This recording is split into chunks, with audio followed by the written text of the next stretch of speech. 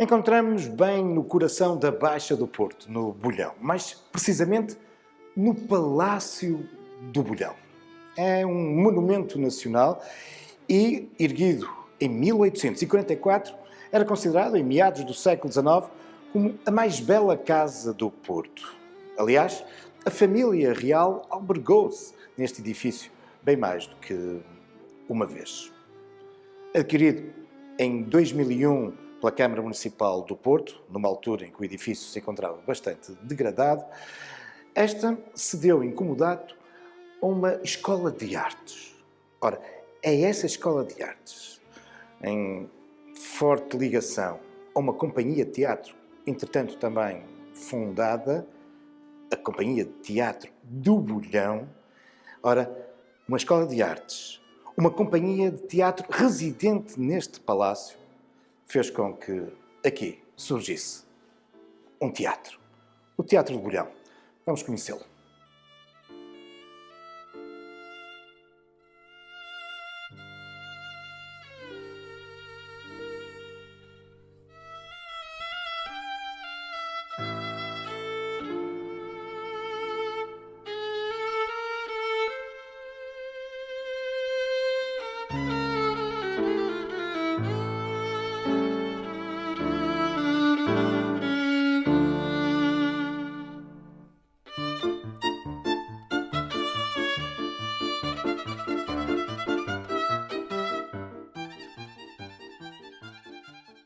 O Teatro do Bolhão localiza-se no Porto. Foi inaugurado em 2015 e tem lotação para 140 pessoas.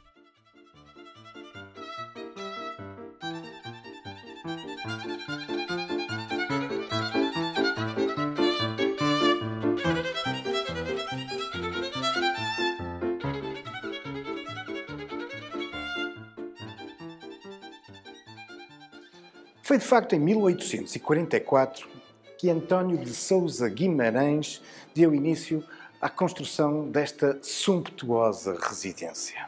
Estamos a falar de um brasileiro de torna-viagem, isto é, alguém que tinha emigrado para o Brasil e tinha constituído uma colossal fortuna. E agora, de regresso a Portugal, no Porto, ele vai querer plasmar toda a sua importância económica e afirmar-se socialmente, entre outras formas, através de uma casa que demonstrasse todo o seu prestígio. Irá envolver na sua concepção alguns dos mais relevantes artistas da época. Pintores, escultores, gente das artes decorativas. A casa de António de Sousa Guimarães tornar-se-á numa referência não só pela sua beleza, e aliás, a família real, pelo menos 2 vezes, em deslocações ao Porto, hospedou-se na casa de António de Sousa Guimarães, mas vai ser uma referência não só pela sua beleza, mas também pela intensa vida social que aqui vai ter lugar, nomeadamente os famosos bailes e recepções. António de Sousa Guimarães, que irá também aplicar parte da fortuna que havia obtido no Brasil, no comércio, investindo em novos negócios agora aqui em Portugal. Nomeadamente, naquela que vai ser uma famosa fundição, a Fundição do Bolhão. Vai também contribuir com importantes doações para obras de benemerência. Tudo isso fará com que ele obtenha da família real o título de Conde, Conde do Bolhão. Contudo, nesta vida de António de Sousa Guimarães vai dar uma grande volta, porque acabará por se envolver em negócios pouco recomendáveis, nomeadamente falsificação de moeda no Brasil. Acabará por se arrastar num processo que vai, enfim, fazer perder toda a sua fortuna. Acumular dívidas e ver-se envolvido por credores. Acabará por ter que vender o palácio a um dos credores. Em 1890, o edifício passa a ter um outro protagonismo. É nessa altura que é adquirido por Emílio Biel. um cidadão do Porto, de origem alemã, um nome incontornável quando falamos na história da fotografia em Portugal, um dos grandes pioneiros. Era o fotógrafo da Casa Real. Aqui no Palácio ele vai instalar os seus estúdios, a sua loja. É um espaço de referência. Todavia, uma nova página negra se vai voltar na história do Palácio. Isto porque, com a Grande Guerra, e dada a sua origem alemã, Emílio Biel verá confiscados os seus bens. Uma cidade a quem ele há muito se havia entregue e com quem tinha uma relação muito forte, volta-lhe as costas. Emílio Biel acaba por morrer ainda durante o conflito e o edifício é pilhado. Estávamos em 1915. No ano seguinte, e uma vez que o edifício era agora propriedade do Estado, este vende em asta pública. E é aqui que nós vamos ver entrar uma outra importante personagem nesta história. Raul Caldevila, um dinâmico homem ligado à publicidade, que aqui instala os seus escritórios.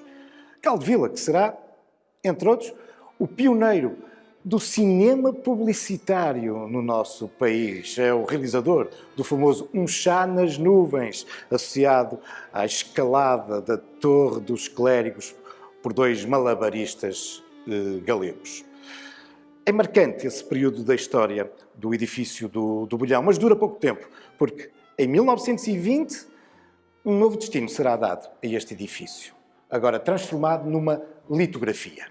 A histórica litografia do Bolhão, que aqui irá permanecer durante décadas, acabará por ampliar as suas instalações, construindo um grande pavilhão nos antigos jardins. Um pavilhão onde hoje temos um teatro. Sim, porque já no final do século XX, a litografia acabará por terminar aqui no Bolhão.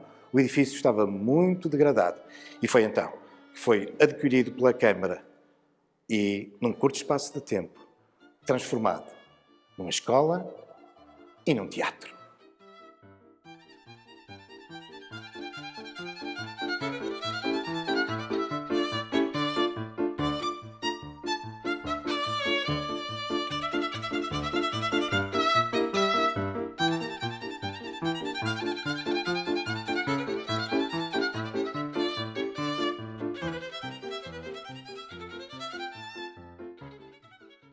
E vimos agora a conversa com o diretor do Teatro do Bolhão, António Capelo, e é ele que nos pode, enfim, explicar como é que, cedido, enfim, o Palácio à Academia Contemporânea de Espetáculo, como é que surge, pouco tempo depois, esta Companhia de Teatro do Bolhão. A Companhia de Teatro do Bolhão é fundada há 20 anos atrás. E não foi exatamente neste espaço. Este é o espaço do Palácio do Bolhão. A escola, a Academia Contemporânea de Espetáculo, funcionava no antigo Colégio Almeida Garrett. Já tínhamos nessa altura em vista este espaço, porque era um espaço do Voluto da Baixa do Porto, e achávamos que era importantíssimo associar à ideia de formação da escola uma unidade de produção. Porque entendíamos que dinamizando uma companhia de teatro, de alguma maneira nós conseguíamos fazer com que os nossos alunos entendessem melhor o universo da própria formação. E, portanto, a companhia é fundada, o Teatro do Bolhão é fundado há 20 anos atrás e, desde aí, tem funcionado paralelamente à história da própria escola. Ou seja, de algum modo, permite essa componente muito mais prática do que... Sim, se bem que a escola tivesse essa preocupação, sim, claro. A verdade é que nós, neste edifício, digamos que neste palácio, neste momento, nós temos uma companhia de teatro, que é o Teatro do Bolhão, duas escolas, porque temos a escola profissional, que é a Academia Contemporânea de Espetáculo, e temos um curso básico de teatro, que foi uma experiência que desenvolvemos durante 4 anos e que foi homologado agora pelo Ministério da Educação e está no serviço público de formação, o ensino básico do teatro. E, paralelamente a isso, temos também um serviço educativo que trabalha basicamente com antigos alunos e que desenvolvem projetos juntos de escolas, a partir de uma ideia de uma coisa que chamamos de teatro portátil, onde montamos todos os textos do Plano Nacional de Leitura e, portanto, aqui esta é uma casa de teatro. Nós costumamos dizer que o Palácio do Bolhão é uma casa do teatro, talvez uma das últimas oficinas de teatro, onde tudo aquilo que vem para a cena, cenários, figurinos, luzes, etc, etc, etc, adereços, tudo é feito e produzido aqui. Portanto, esta ideia de que é possível associar à formação dos alunos uma unidade de produção, que é uma companhia, e ao mesmo tempo desenvolver no serviço educativo projetos que vão para além da própria escola, com formação pós-laboral, com projetos de trabalho junto a comunidades muito específicas, ou em escolas, etc, etc, nós conseguimos que o projeto todo ele seja abrangente, seja coeso e tenha um sentido que dá à ideia da escola e à ideia da formação um sentido muito mais forte, porque os alunos entendem de uma maneira muito prática a necessidade de aprenderem o teatro. E este espaço que nós nos encontramos acaba por ser um espaço, por isso mesmo, muito utilizado. Aliás, nós estamos a fazer estas gravações aqui num espaço entre aulas, não é? Porque... Sim, vai haver aqui uma aula de aéreos que os alunos vão ter de fazer daqui a pouco e, portanto, nós temos que andar de alguma maneira. E temos este espaço e temos um outro temos um outro auditório mais pequeno onde fazemos um outro tipo de apresentação de espetáculos. Estamos a falar do Salão Nobre, não é? Exatamente. Já lá vamos. Portanto, nós temos aqui uma panóplia, digamos, de atividades que estão ligadas a estas três estruturas que caminham em paralelo e em conjunto. A formação, as duas escolas, a companhia de teatro e o serviço educativo. E permanentemente e diariamente nós desenvolvemos aqui imensas atividades que vão para além, evidentemente, da oferta de produção e da oferta formativa. E já vamos à oferta de produção, mas ainda voltando a esta escola que sai para fora e que vai às escolas, mas não só às escolas. Por exemplo, neste momento vocês estão com um projeto no Museu Nacional Sós Reis. Sim, mas isso é um projeto da companhia, do Teatro do Bolhão, não do Serviço Educativo. Porque dentro do Teatro do Bolhão nós temos uma programação também diversa. Portanto, nós revisitamos os clássicos, né? Montamos com muita frequência produções que têm a ver com os clássicos, sei lá. Fizemos o último, o Lear, o Rei Lear. Paralelamente a isso, há uma outra oferta de produção multidisciplinar que anda à volta do trabalho com o corpo, com a dança, que normalmente são projetos desenvolvidos pela Joana Providência, como é esse que vai estar a partir de hoje à noite no Museu Soares dos Reis. E, paralelamente a isso, também temos uma oferta de produção ligada a um teatro mais contemporâneo, nomeadamente à própria escrita, porque temos um professor de História, que é o professor Zeferino Mota, o professor de História de Teatro, que regularmente escreve textos. Eu ainda ando com um monólogo em cartaz, que foi escrito por ele, em carreira, que é o Ninguém, e, portanto, há uma reescrita também dentro da estrutura da companhia, que é muito importante para nós, porque desenvolvemos outro tipo de projetos. Portanto, a oferta de produção e de programação também é diversa. Qual é o objetivo para nós? É exatamente o mesmo com que fundamos a escola. Fundamos a escola porque entendemos que a formação era fundamental para para formar melhores intérpretes, melhores técnicos de luz, de som, de figurinos, de cenários, etc. E agora, com a companhia, o nosso fito fundamental, digamos assim, é formar melhores públicos.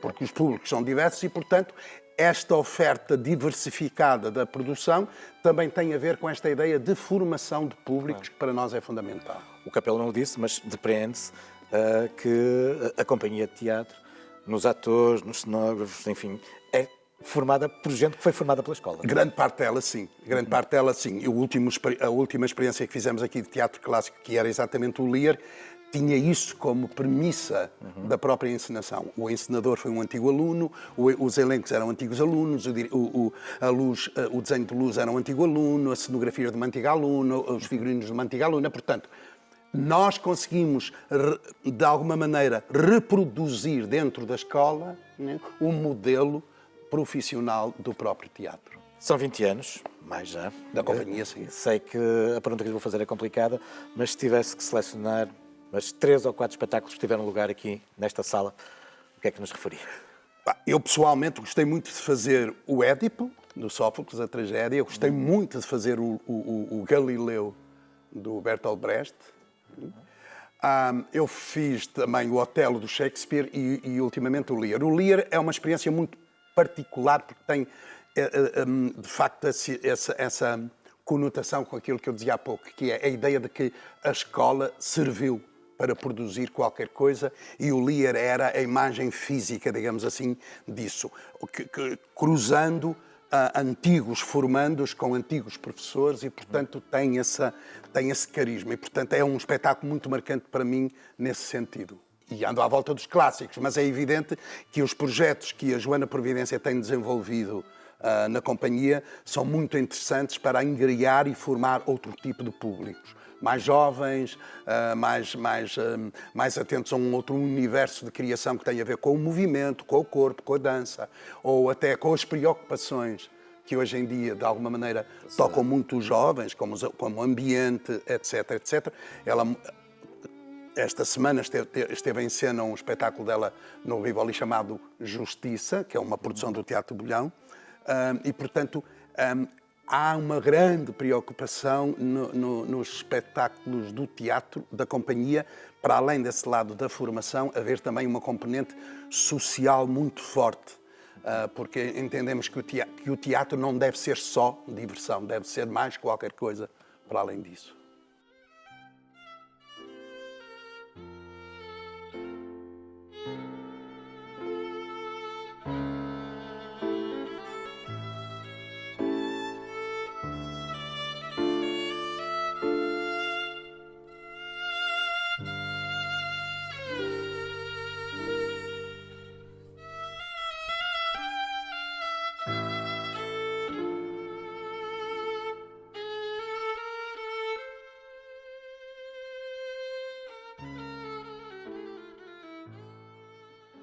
Saímos da antiga nave industrial da litografia do Bolhão, hoje transformada na sala de espetáculos do Teatro do Bolhão, e regressamos ao Palácio.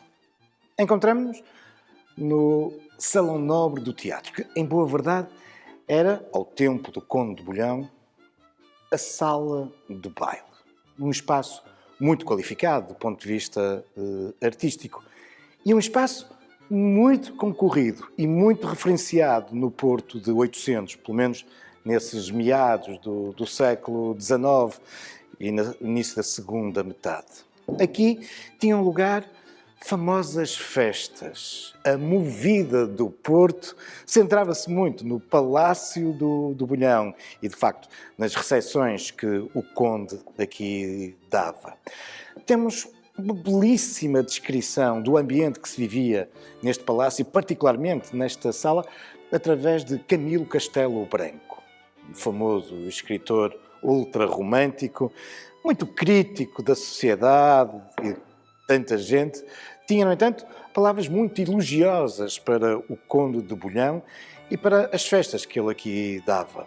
Refere, aliás, Camilo, que depois que o Conde de Bolhão teve que abandonar o seu palácio, o Porto nunca mais voltou a ser o mesmo. E dizia-nos que as festas aqui no Palácio prolongavam-se durante toda a noite. Pode parecer uma surpresa, nomeadamente para os mais novos, que hoje gostam de associar as suas saídas à madrugada. Mas já no tempo aqui do Conde de Bolhão, sabemos que a rua ficava pejada de caleches durante toda a noite. Sim, porque os primeiros convivas saíam do palácio apenas quando o sol, o dia, começava a romper.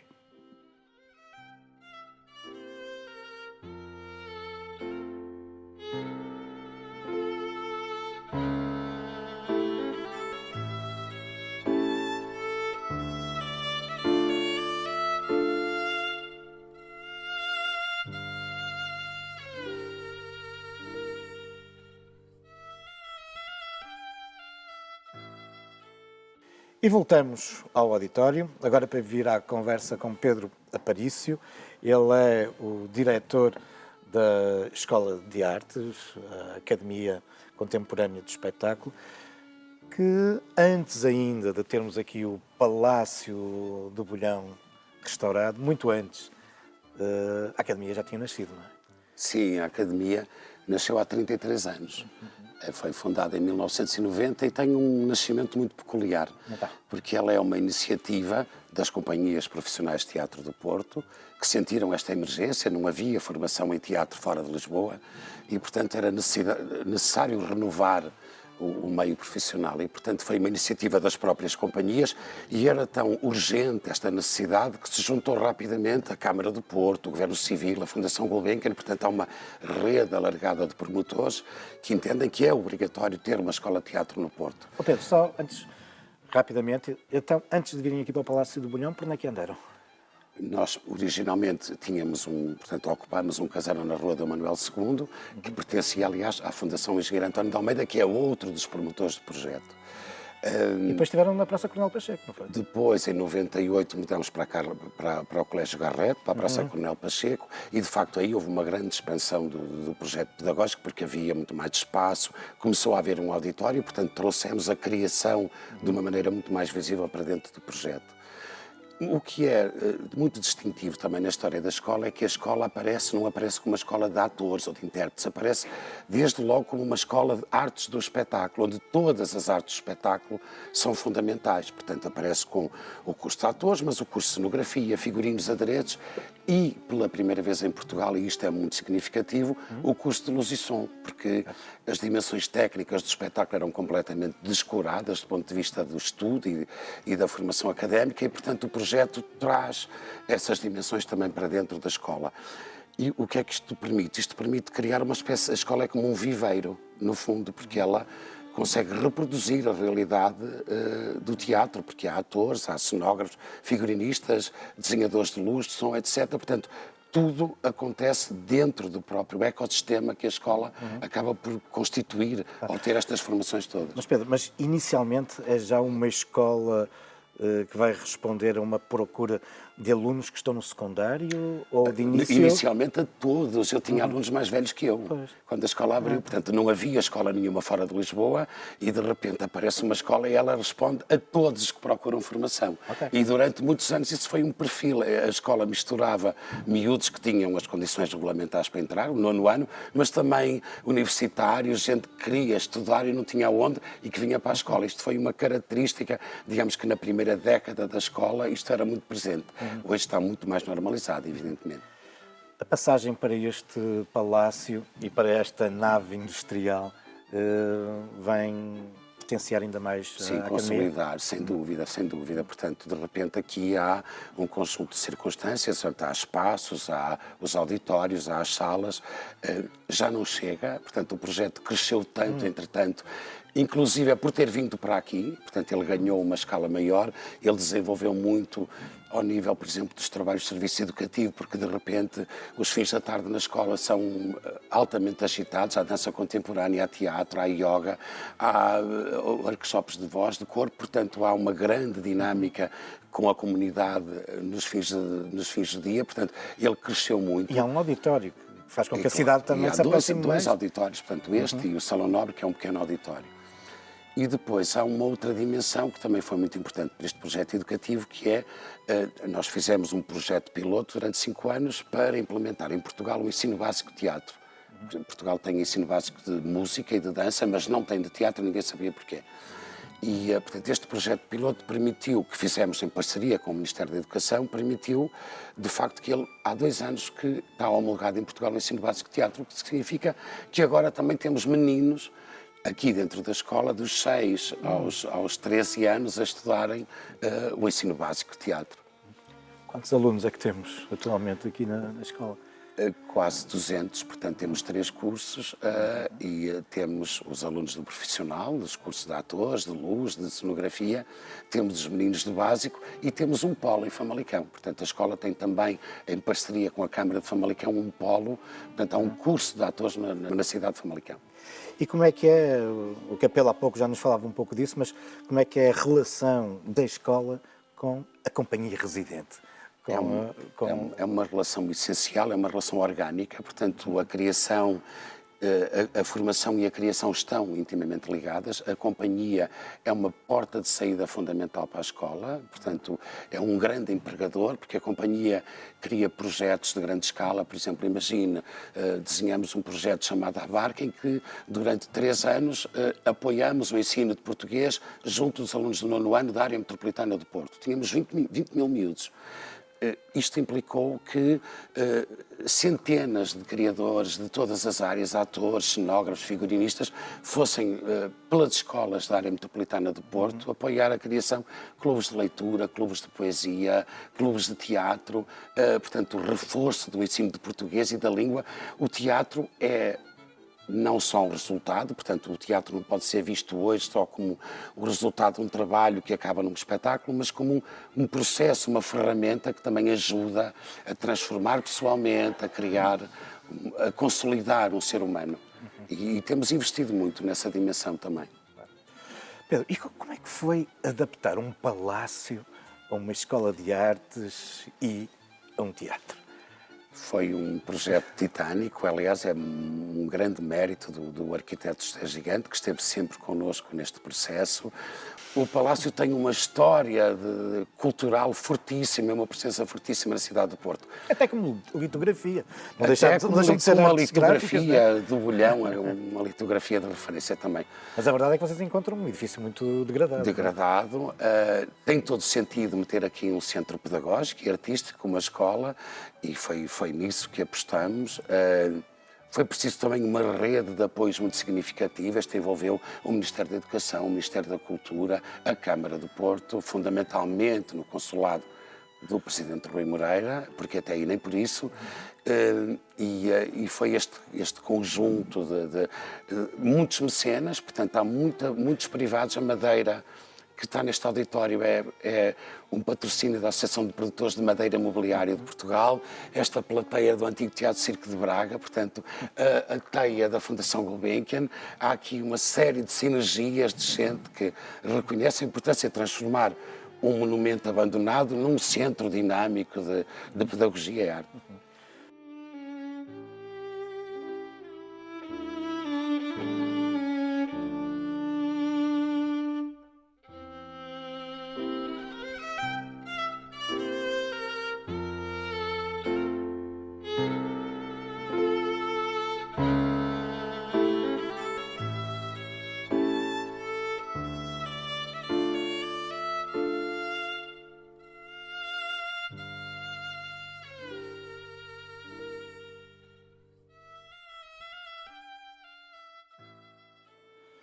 Sim, é um belo edifício este do Palácio do Bolhão. Um excelente repositório das artes decorativas do século XIX, do que melhor se fazia no Porto em 800. Por exemplo, o magnífico trabalho dos estuques. Aqui, dominando a escadaria nobre, temos uma peça magnífica. Mas também, se contemplarmos as paredes, também a mestria dos pintores, nos seus fingidos, tão em voga no século XIX, nomeadamente o marmoreado. Sim, não é mármore que aqui está, mas uma técnica de pintura fingindo a mármore, e o mesmo se acontece com outros fingidos, imitando outras pedras ou até madeira. Aliás, envolvido na decoração do palácio, vamos ver nomes grandes da pintura portuguesa do século XIX, como Rezende ou João Batista Ribeiro. Todo o palácio nos apresenta magníficos apontamentos. Claro que se distinguem algumas salas, como o Salão Nobre, onde já estivemos, ou então aquela que é hoje designada como a Sala Dona Maria II, voltada para a rua, bem no centro da fachada. Era a melhor sala da casa e tem esta designação porque quando a rainha, por 2 vezes, veio ao Porto e se alojou na cidade, foi exatamente neste palácio e nesse compartimento. Só mais tarde, o seu filho, Dom Pedro V, iria adquirir o Palácio dos Carrancas, hoje o Museu Nacional Soares dos Reis, que se converterá na residência oficial dos reis em visita ao Porto. Mas o Palácio de Bolhão, durante algum tempo, teve também essas funções. Mas quando chegamos ao ano 2000, quando a Câmara adquire, no ano seguinte, o Palácio, ele encontrava-se em péssimo estado de conservação. Durante os 14 anos seguintes, vamos assistir a uma primorosa intervenção de restauro. A tentação seria alterar tudo, mas houve o cuidado de preservar ao máximo as características, as marcas do século XIX. Uma intervenção que obviamente não foi barata, mas a Escola de Teatro, a Escola de Artes, contou com um grande número de amigos, de mecenas, naquilo que foi uma curiosa campanha, de grau a degrau. Porque aqui, ao longo da escadaria nova, podemos contemplar até hoje o nome dos mecenas, particulares, empresas, instituições que contribuíram para a reabilitação do Palácio. Aliás, reaberto em 2015, ele, na sequência destas intervenções, obteria no ano seguinte, em 2016, o Prémio Nacional de Regeneração Urbana.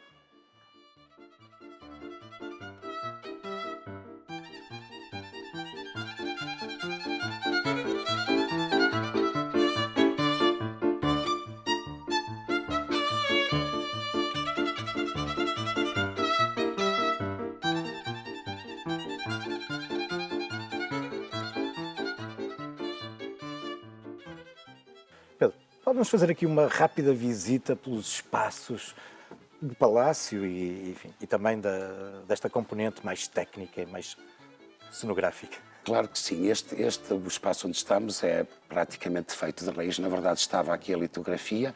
Alguns elementos da estrutura pertencem à litografia, mas ele foi completamente readaptado, até porque teve de lutar com condições muito particulares. Por baixo daqui passa o Rio da Vila. Portanto, quando se começou a escavar, foi um mundo de novidades que apareceu aqui. Portanto, aqui houve... não pode haver muitas derrapagens, porque não é aquelas obras em que há dinheiro sem fim.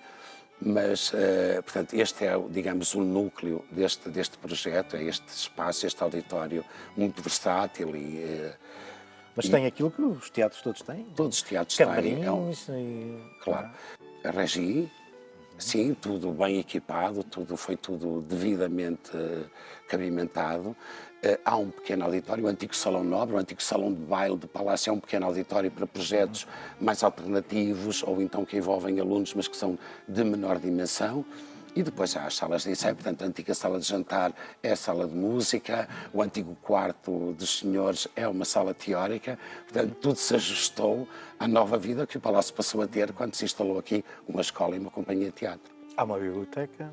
Há uma biblioteca na capela. Portanto, na antiga capela do Palácio funciona a biblioteca, portanto, tentou-se preservar portanto, a integralidade dos espaços e a sua importância simbólica e tentando adequar a este funcionamento que agora... E sendo uma escola tem também aqui um bar-cantina, não é? Um bar-cantina que está, aliás, agora em renovação, porque a Câmara, portanto, havia um espaço comercial ocupado por uma loja que a Câmara nos cedeu, portanto, ele vai ser ampliado. É um espaço importante para a vida cotidiana da escola e da companhia, haver um sítio de convívio, mas também, sobretudo, para o contacto com o público. É isso que eu ia perguntar, e equacionam abrir a cantina... Portanto, ele vai chegar à rua agora com esta obra e, portanto, ter ainda mais essa valência também para fortalecer o teatro. A nossa atividade não se cinge só ao que fazemos dentro do nosso teatro e do nosso espaço. Saímos muito frequentemente daqui, saímos... em grandes projetos comunitários, por exemplo, estivemos em Castelo de Paiva, Valdecâmara, em projetos que, por exemplo, no caso de Valdecâmara, nas ruínas de uma antiga fábrica, Martins e Rebelo, com 400 pessoas da comunidade, levamos os nossos alunos, levamos os nossos profissionais e fizemos um espetáculo sobre aquele espaço que é absolutamente referente para a comunidade de Valdecâmara e saímos também para outros espaços como vamos sair agora, hoje, estreando no Museu Nacional de Soares dos Reis, um espetáculo, Prazer dos Objetos, que, pronto, aproveito já para divulgar, é a nossa presença fora de portas.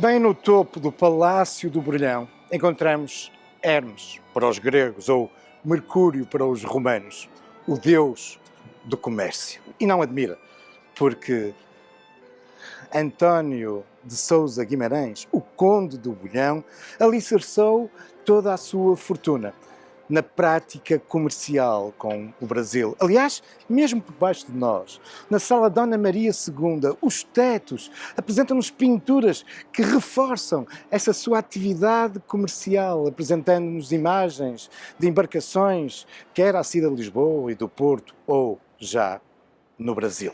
Mas hoje, nos dias de hoje, e desde o início do século XXI, que Mercúrio ficaria aqui muito bem acompanhado por uma outra estátua ao deus Apolo, o deus das artes, porque é esse que protege também a atividade cultural e logo também o teatro. Sim, o teatro, que faz com que hoje o Palácio do Bolhão seja um teatro que merece conhecer.